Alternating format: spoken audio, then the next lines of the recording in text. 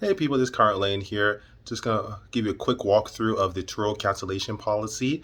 I'm gonna leave a link below to the policy direct link, and I'm gonna actually go right through the whole policy in this video. Stay tuned. Hey people, this is Conrad Layn here. Thank you for following me into this video in regards to the Turo cancellation policy. I'm going to elaborate further what the Turo cancellation policy is and isn't.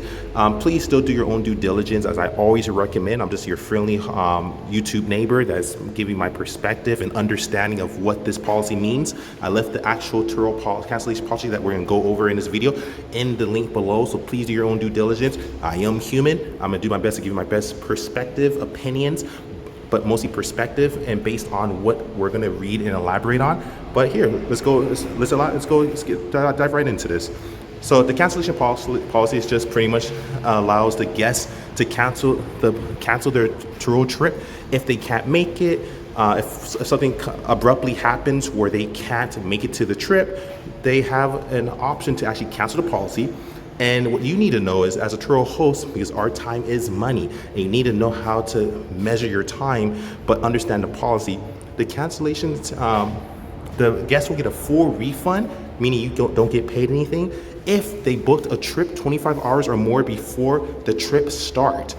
If they cancel, as long as they cancel 25 hours or more before, they get a full refund. If they cancel under 24 hours, say 23 hours and 59 minutes, you get paid a fee for a cancellation, which is great because that's your time. You know, that's where you could have had it booked with another guest who would have honored that. You know what I mean? You know what I mean? So it's very important to know your time. You know, time is money, and if someone cancels abruptly, you don't get paid. And unfortunately, another guest could have booked that car instead of this other guest that couldn't make it. So simply put, so you get paid if it's a trip that is 25 hours or more before the trip start. They can actually cancel it at no cost to them as long as it's over as it's 25 hours or more before the trip start. Now, if it falls under that, if it's 23 hours and 59 minutes and below under 24 hours, then you get paid a fee for cancellation. Also, for last minute trips, say someone books it today or 2 days ago or whatever the case is, you actually the guest has less than 25 hours before the trip start to actually get a full refund of their last minute trip they might have booked maybe 2 or 3 days ago. If they want to cancel, as long as they cancel pretty much up to 25 hours before the trip start, they're fine. If it's 1 hour after booking, then pretty much they're fine. So say if they book it right now and they cancel it, they won't be charged any fee.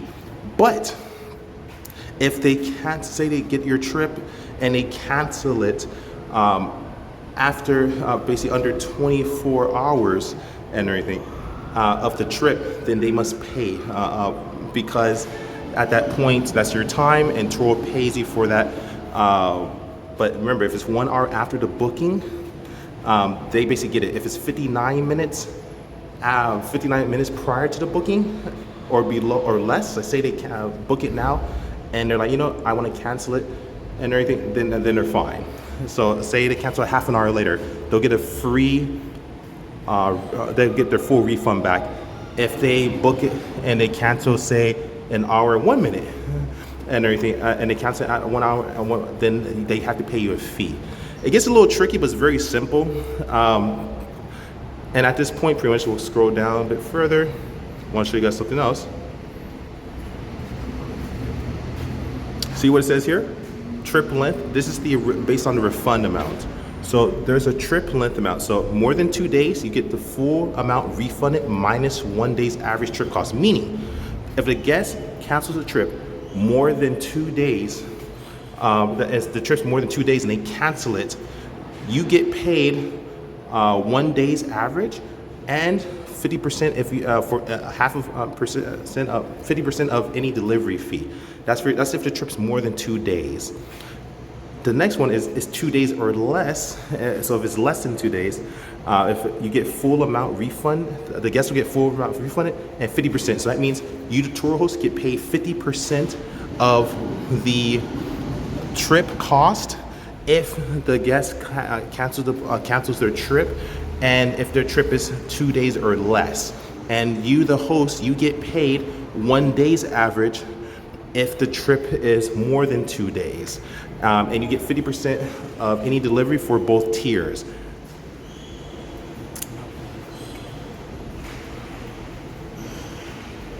And this basically goes into guest no-show. Simply put, that means that if they don't show up, you get paid in regards to that.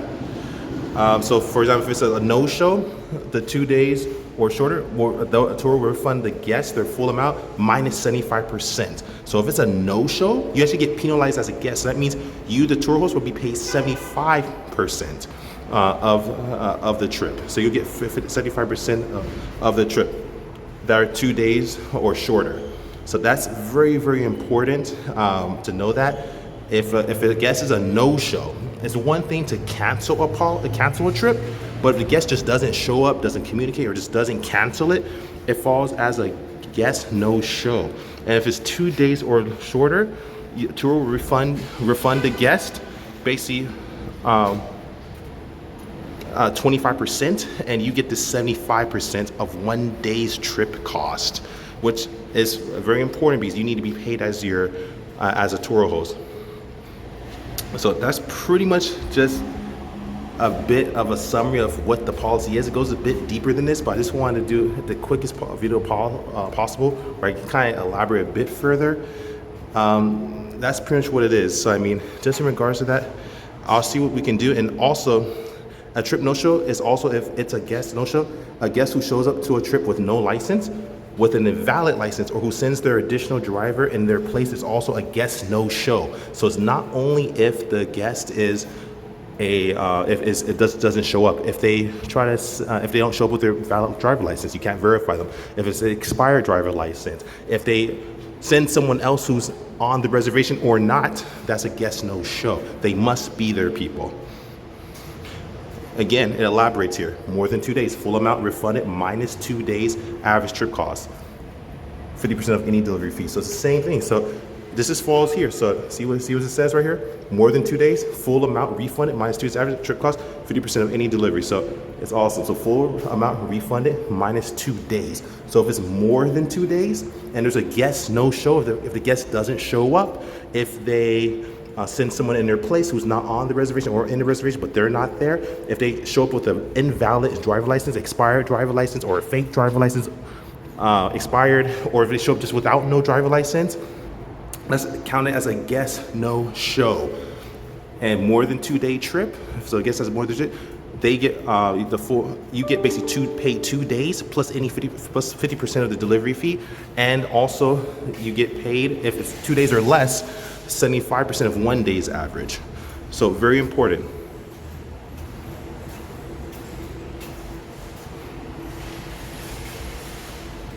And also, in regards to early returns, this happens quite a bit. There are no credits refund issued for early returns except when the guest has submitted a trip modification, meaning a change to the trip, request to shorten their trip, and the host has accepted through the Turo website or app as defined. Simply put. So that's pretty much what it is so far. So in regards to that, I'm gonna leave links below. And that's about it. Conrad Layn out.